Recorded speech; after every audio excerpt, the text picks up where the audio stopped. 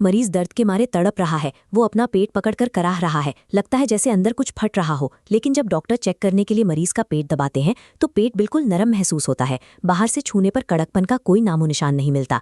ये स्थिति किसी भी डॉक्टर को उलझन में डाल सकती है। मरीज की हालत देखकर लगता है कि दर्द बर्दाश्त से बाहर है, लेकिन फिजिकल चेकअप में पेट बिल्कुल सामान्य लगता है। लक्षणों की इस अजीब तालमेल की वजह से अक्सर एक भयानक गलती हो जाती है। इस जानलेवा खतरे को लोग साधारण गैस का दर्द या अपच समझकर नजरअंदाज कर देते हैं।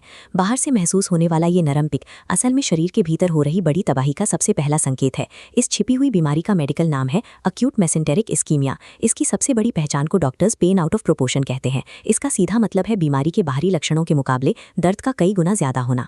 आम भाषा में इसे समझने के लिए आप इसे पेट का स्ट्रोक कह सकते हैं, ठीक ब्रेन स्ट्रोक की तरह।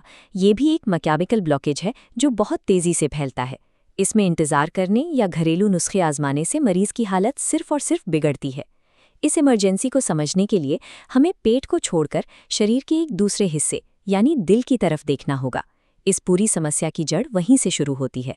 खासकर बुजुर्गों में एट्रियल फिब्रिलेशन या एफिब नाम की दिल की बीमारी इसका सबसे बड़ा कारण बनती है।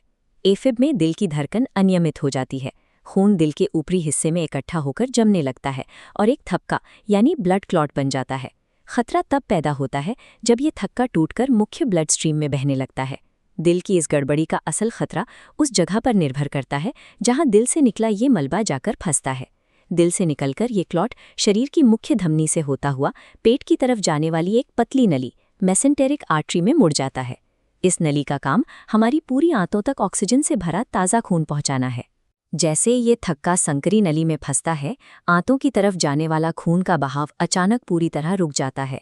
खून रुकते ही आंतों में ऑक्सीजन की भारी कमी हो जाती है। इसे इस्कीमिया कहते हैं। ऑक्सीजन छिनते ही वहां मौजूद नसें दिमाग को भयंकर दर्द का सिग्नल भेजने लगती हैं। अगर जल्द ही रुकावट नहीं हटी तो आंतों के टिश्यू तेजी से मरने लगते हैं। स्वस्थ गुलाबी आंतें काली पड़कर सड़ने लगती हैं। ये क्रॉस सेक्शन दिखाता है कि दर्द के बावजूद पेट बाहर से नरम क्यों लगता है। आंतें शरीर के बहुत अंदर मौजूद होती हैं और सड़ रही होती हैं, लेकिन पेट की बाहरी मांसपेशियां और त्वचा बिल्कुल स्वस्थ और अप्रभावित रहती हैं। नरम पेट सिर्फ एक शारीरिक भ्रम है। ये एक स्वस्थ बाहरी परत है जो अंदर चल रही एक भयानक और जानलेवा ऑक्सीजन की कमी को छिपा रही है। जब कोई मरीज ऐसे तेज दर्द के साथ अस्पताल पहुंचता है तो डॉक्टर अक्सर सबसे पहले साधारण जांच करवाने की सोचते हैं, लेकिन एक साधारण एक्सरे यानी एक्सरे यहाँ पूरी तरह फेल हो जाता है।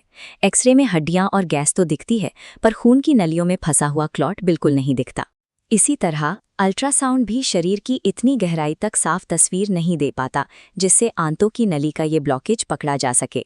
रुकावट की सटीक जगह का पता लगाने और मरीज की जान बचाने के लिए सिर्फ एक पक्की जांच है, सीटी एंजियोग्राफी।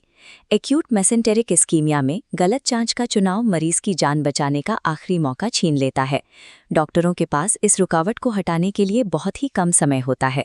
कुछ ही घंटों में आंतों का नुकसान उस स्तर पर पहुंच जाता है जहां से वापसी नामुमकिन है। अगर आंतें पूरी तरह सड़ गईं तो शरीर में जहर फैल जाता है। ऐसे मामलों में मृत्यु दर बहुत ज्यादा होती है और मरीज को बचाना लगभग असंभव हो जाता है। दिल की बीमारी से जूझ रहे बुजुर्गों को इसके प्रति सबसे ज्यादा सतर्क रहने की जरूरत है।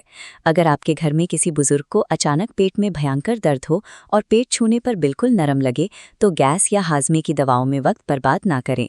उन्हें तुरंत किसी बड़े अस्पताल की इमरजेंसी में ले जाएं। पेन आउट ऑफ प्रोपोर्शन को एक मैकेनिकल स्ट्रोक की तरह पहचानना ही एकमात्र तरीका है जिससे हम समय रहते इस बीमारी को हरा सकते हैं और एक कीमती जान बचा सकते हैं।